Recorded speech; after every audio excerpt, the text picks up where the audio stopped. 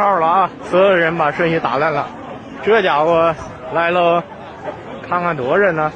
这老些人都一个接待窗口，到现在连10个人接待都没有，一上午接待不了10个人，这干啥呢？这是，看看那边多少人来了，那边排满了人都。您刚才看的这段视频呢，不是核酸检测点，也不是方舱医院在转运，而是唐山市公安局门口啊聚集的人群。为什么会有这么多人民群众在疫情期间要聚集在唐山市公安局门口呢？这话说来啊有一点长。今年啊6月10号啊，在唐山市的一家烧烤店里啊发生了一场刑事案件，有几个男性啊去骚扰这个店里正在吃饭的几名女性，这2名女性啊反抗之后被他们拽到了外面一顿暴打，场面确实是非常残忍呐。这个视频被发到网上之后呢，引起了全国舆论的关注啊，舆论一下就爆炸了。说白了，我也看了这段视频，看了之后心里也特别难受。很多人都跟我说：“王局，你得这个事儿你得评一下呀。”我当时看完这视频之后呢，就觉得好像是确实是非常恶劣的一个现象。但是呢，你要评论呢，我要评论，我需要大概讲15到20分钟，怎么能够扩展这个话题呀？我一时没太想好。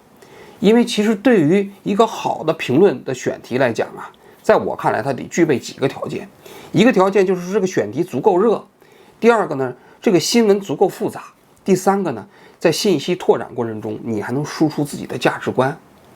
这个新闻呢它足够热，但是它信息拓展的方向呢我就没太想好，然后呢至于输出的价值观呢就更谈不上，所以我就前几天呢对这个新闻呢我就一直没有下决心来评论。但是看到今天这个片头的这段信息啊，我想评论的。为什么呢？因为6月10号啊发生了这个新闻之后啊，唐山市公安局啊以迅雷不及掩耳之势啊把这几个人全抓捕归案了。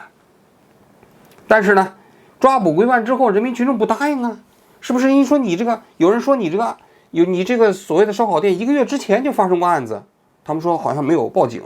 然后呢这个公安机关就做出一个姿态来了，说那我们现在干脆我们就搞一个接待活动吧，公安机关门口开一个窗口，让唐山市的老百姓都到这儿来反映情况，说如果你要是觉得还有黑恶势力威胁过你，或者说有陈年的积案没有处理，甚至你知道什么黑恶势力还在危害人民群众的话，就到这儿来报警。这下可不得了了，一下子来了好几百号人呐。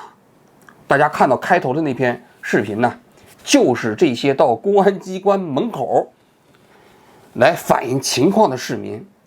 结果这个时候呢，唐山市公安机关的干警呢接受媒体采访的时候说啊，没想到来这么多人民群众。干啥呀？干啥？谁进去跟谁吵着？你早上7点到了吗？到现在还没开好，这么麻烦吗？好一个没想到啊！我看到微博底下那些评论呢，确实老百姓的智慧是无穷的，是吧？有人说没想到，你们是没想到人家真敢来吧？有人说哎呀，这公安局的生意这么好，还以为是刚开业呢。有人说哎呀，我还以为是核酸检测点呢。没想到，有人说没想到，笑死了，每天一个笑话，是吧？那么这个新闻为什么它就有复杂性呢？在我看来，就是这个新闻发布之后，唐山市警察立刻成立专案组，以迅雷不及掩耳之势把7男2女全部抓了起来，效率不可谓不高啊。其中有一个人开着迈巴赫都跑到江苏去了，连夜就给抓回来了。但是当让老百姓投诉的时候，有那么多老百姓到公安局门口说我这些案子还没解决呢，这就形成了一个强烈的反差，对吧？那我就有空间来讲一讲这个故事了。第一点，在中国啊，大量的案子你会发现，有媒体关注的就能得到解决，没媒体关注的就没人解决。那么我先说前半部分啊，就拿唐山这个案子来说吧，7男2女打架斗殴，去袭击女性。如果要是没有这个摄像头把它拍下来，如果这个摄像头没有传到网上，如果这个新闻在网上没有形成舆论滔天，这警察会这么高效率办这案子吗？不用跟我解释，肯定不会。那些人连夜之间开着大巴车就跑了啊，开着这个迈巴赫就跑了870公里，咵就抓回来了，效率多高啊，对吧？那是因为什么？那是因为有媒体关注了，形成舆论热点了，形成舆论风暴了，所以要搞专案组。大家去看一下过去这些年啊，国内的那些刑事案件概莫能外。最早的20年前就开始了，30年前就开始了。当年南方周末刚刚开始火的时候，报道过一个案子，郑州市有一个这个官员叫张金柱，说开汽车的过程中间呢，他那个司机好像是把那个他本人开车啊，就把一个小女孩挂在车下面了，拖行了200米，啊，舆论立刻就爆炸了。结果后来这个人就被判了死刑，直接给枪毙了。类似这样的，我当然并不是说啊，就事后看啊，其实他被判死刑还是稍微有点重了。但是舆论滔天下，你就会发现案情没那么重要了，因为案情和舆情这两个情过程中间，在有关部门的眼中，有的时候舆情比案情还要重要。当需要用案情来平息舆情的时候，要解决这个案情的问题，就会不惜一切代价。那么这有两个方面，一个方面是尽快把这个案子给处理了，第二，可以不惜把当事人从重从快的给处理了。咱们这次唐山这新闻出来之后，有关部门也不说了吗？对影响人民群众安全感的犯罪事实、犯罪行为，要从重从快的打击，就是这个吗？就是这个意思吗？所以你就会发现了，在中国，有人关注的案子，有媒体关注的案子就能得到解决，没有媒体的关注的案子就没人解决。我们当时做记者的时候，天天有人在中央电视台门口排队，为什么？想反映他的案子，因为他只有知道被焦点访谈东方之空报道了，才有可能得到解决。如果焦点访谈东方之空不报道，他就永远没戏。这就是没有人关注的案子，就没有机会得到解决。大家还看这个唐山打人案啊，这个随着新闻的报道，延展性的信息被披露出来了。其中啊，这个案子中间有一个打人的人叫陈继先，这个陈继先被称之为绿衣男。绿衣男本身呢是开一家什么养殖场的，是个老板。但是呢，他2015年的时候就伙同刘涛，也是这个案子过程中间的白衣男，一起去打人，把一个姓商的人呢脑袋打得粉碎性骨折啊，耻骨啊，然后把这个哥们儿啊就塞到汽车的后备箱里，差点拉到山里给活埋了。严重吗？非常非常严重吧。结果这个陈继先呢，至今都没有得到法律的制裁，一直逍遥法外。那个刘涛虽然在2018年被抓住之后，也只判了2年零1个月。要我说，他那个案情，如果那个商某说的全是真的话，那比今天这个案子性质还要严重。但是陈继先一直没抓到啊，这个他打一个人就抓到了，马上就抓到了。但是那个呢，7年过去了也没抓到啊，而且他还每天开着这个所谓的养殖场啊，当着老板呢，晚上还吃着烤串呢，看着女的不服还上去打呀，多嚣张啊！就是因为没有被关注，中国的老百姓要想寻求司法正义就非常非常难。这就是中国的社会现实，这也为什么是老百姓一定要找媒体去申冤一个原因。这也是为什么只有在微博上才能所谓的推动这个所谓的个案解决的一个非常重要的原因。但是我想说的是，舆论关注之下的司法正义不是真正的司法正义。因为啊，如果我们的法院，如果我们的司法机构只有在舆论的监督之下才能行使正义的话，那这是可悲的。为什么？因为舆论能够关注的案子毕竟是极少数啊。就拿唐山这个来比啊，来说啊，这个案子因为被曝光了，所以被重点关注了，成立了专案组，把他们都抓起来了。但是你去看看唐山市公安局门前排队的那几百个人，看看网上那一个一个拿着身份证照片，然后控诉唐山市的各种各样黑暗势力的那些普通的老百姓，你就知道媒体的力量是有限的，他们没可能去报道所有的受害者，他们没可能去处理每一起案件。更重要的是，其实舆论之所以能够关注某一起案件，是因为这些案件都有一些特殊性，它在某种程度上触动了公众的情绪。只有这种案子呢，才能成为舆论的焦点，才能成为舆论风暴。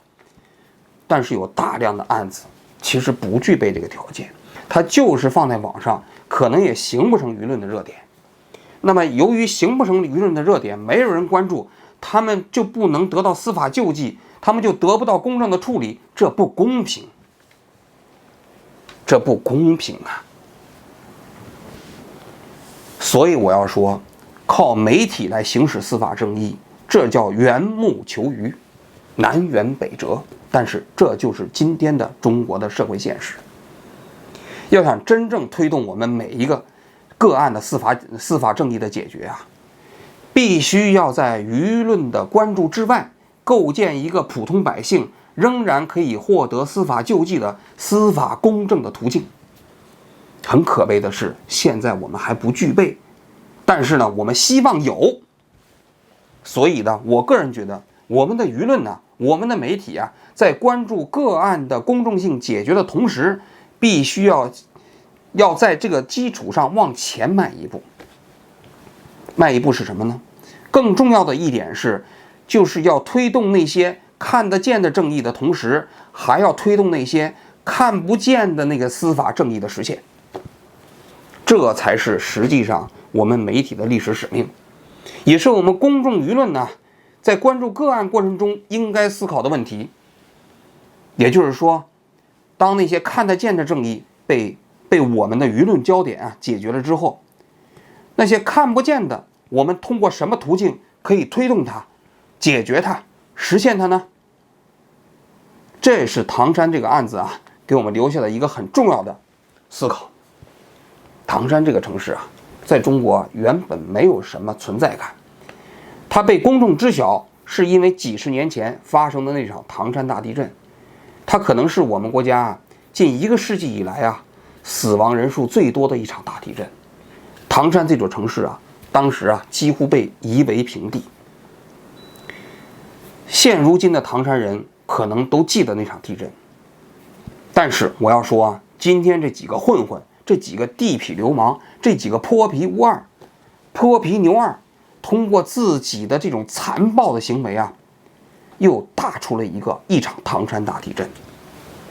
他把那种表面看起来和谐的唐山撕得粉碎，把那些看不见的那些沉渣、看不见的暗流、看不见的那些黑暗的那种状况给呈现了出来。正好也通过今天的微博让全国人民都知道，唐山可不仅仅随便出现一起晚上打人的事件它背后是有那么多所谓的事情平时被我们所谓的公众媒体和司法机关忽视了。正因为如此它解决这起案件是远远不够的。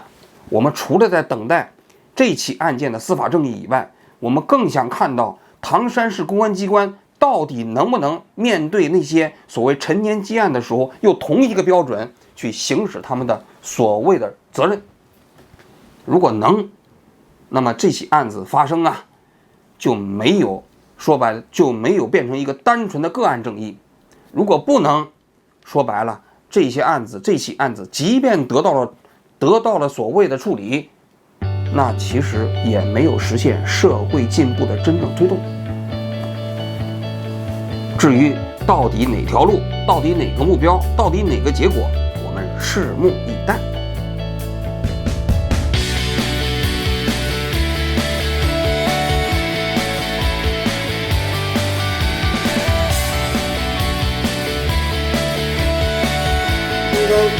我实名举报唐山市公安局扫黑办。是辽宁省建阳人，我儿子刘建军月21日行走在唐山金刚厂1号门前地段时，被大货车碾压致死。我实名举报河北省唐山市固冶区公安分局原局长李树军利用公职权力徇私枉法。